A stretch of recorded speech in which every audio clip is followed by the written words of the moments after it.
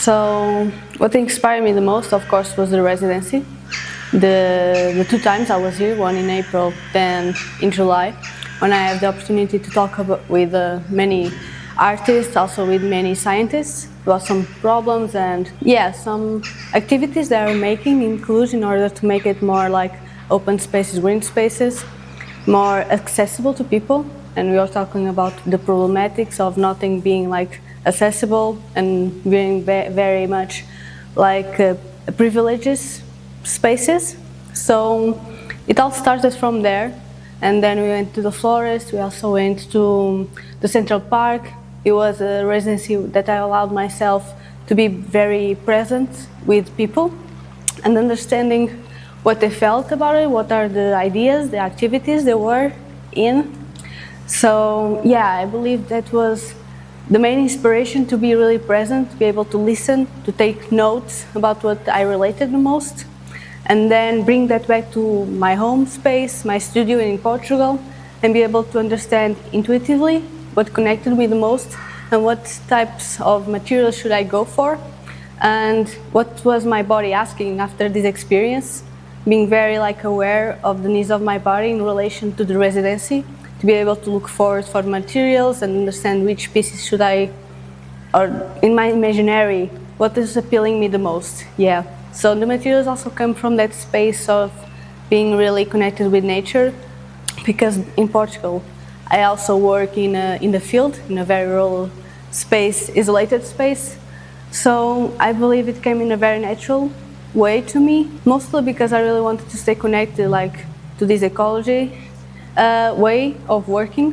And I think with Tibor, we also spoke about that a lot, and was like a challenger for me also to be more aware and to be more connected with these materials and challenge myself to look for them and to work with them, because many of these elements is the first time I'm working with those, but I really felt the need in Portugal to go for it.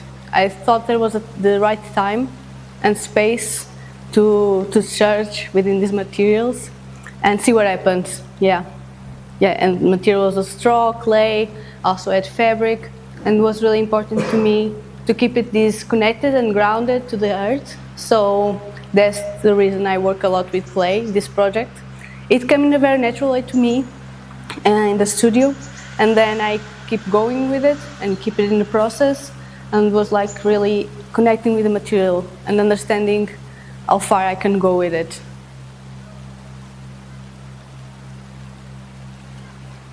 I'm very connected with nature, and I understand within myself the value to be an artist and be able to have a more close and personal attachment to it. I have that privilege of being in a house that is surrounded by nature, and they're immersive in it, also in a more submissive way. She's the leading lady in the space, so that was really, really a privilege to me to grow up and understand how that impacts me as a person and as an artist, and how much create this vulnerability to be and to allow myself to be. So in this experience here, I was looking for, as I understand this, I was looking for how can I express this to other people, that this is really important. Allowing yourself to be close to nature is allowing yourself to be close to yourself. So how can I bring these questioning into the space and create movements that I allow people to understand that the movement of our bodies in the space in relation to things is transformative in somehow. So how does your body change in the city? What kind of person are you in the city? What kind of person are you inside the forest? Because they allow you to search within yourself very different kind of energies and different kind of aspects of yourself as a human being.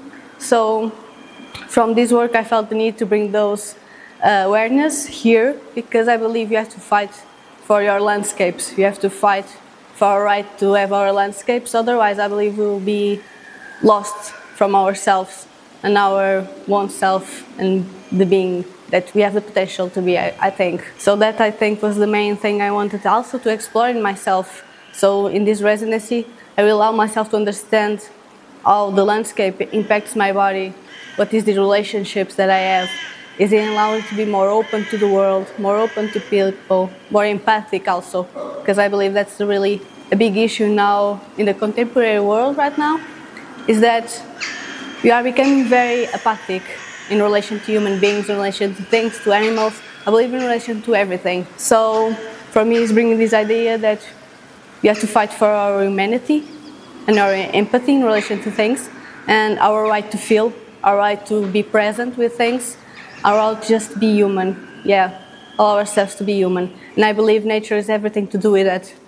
So I wanted to search for those things in this exhibition, and I really felt the need also within the team of the residency also to speak about it right now, and also search within myself and allowing myself to be more present in my studio, to be more connected with people there, be more connected with land, more connected with the materials, really challenging my body. I'm a very emotional person because I'm allowing me to be. It's like that challenge of allowing me to be that emotional and search for that truth of being emotional and sensitive and vulnerable to things. So the clay come from actually my father, that is very aware of my practice, and he saw this red clay next to our village. It's not even a village because it's so lonely, because it's not considered a village, but he saw that and he thought that I would like to work with it, and he knows me, so of course I would like to work with it. And that's the very curious things about my practice that I want to keep alive as much as possible, is that it's not always a lonely practice. Of course, the most of the time it is very lonely, it's very introspective, you have to be with yourself and confront with yourself with that loneliness and with your presence. It's not always easy, but I will like that challenge. But it's also, that experience is always just possible because you have a collective ground. You have a collective experience with other people. I believe everything comes from this collective awareness that you have with your surroundings, the people that share space with you, and then you gather things from that experience and that communication and share to your work, and that I think the work gains a lot from it. So the clay comes from my father, so I gain a lot from sharing my experience, sharing my thoughts, sharing my vulnerability, sensitivity with people, and I believe that creates the connections that are so empathic and vulnerable that people understand what are you looking for and coming to you with suggestions how I believe you would like to work with that. And I think it's wonderful to be able to cultivate a ground of collectiveness where people understand what you're going through and what are you coming for. And they always are also aware of what you would like to do. So the clay comes from that, so it was a very emotional and personal thing to experience. And also the straw. I collect the straw also with my father at night in the field. So it's very personal, and I believe my work puts me, I live through my work a lot. My work incites me to live, makes me live. It puts me in situations where I have to be close to people, when I have to ask people for help, where I have to share things. And I really enjoy that because that's really challenging to do. And that's I believe, most emotional part of the work, that I believe she really asked me to be able to share experiences, to be able to ask for people for help and create this collective, this intimate space. That's very, very amazing to me that the work is able to put me in that situation. So we collect the straw, and then it's very interesting to me also that you have to discover all the rituals that the piece has to show you. She's only show you things, and I believe you just have to be sensitive enough and able to listen what she has to say. I think it's that's the emotional process of understanding and empathy also to the work. It's also understanding that everything is also communicating with you, and what is it that she's communicating. I think the most thing I can ask for the viewer and as an artist is just create this space for them to be. Because I don't know the experience each one of us are going to have, and I think that's normal, and I don't want to say what every person should feel or do. That's not the intention of it. I think is this also collective path, but lonely path that each one of us has to understand if connects with it or not. I believe that I can create space of connection, but it's also to the viewer and what he's going through and everything, to understand if he's vulnerable enough to give in himself to the experience, I think. Yeah, but I believe that with this exhibition, I tried just to create moments of confrontation between bodies, of awareness, and places just to be with. I spoke about it with one visitor yesterday, and I understood that was really important to me also.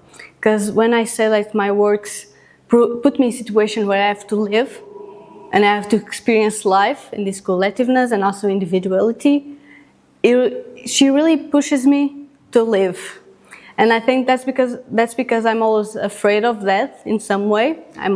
Since a child I was afraid of death, and still am.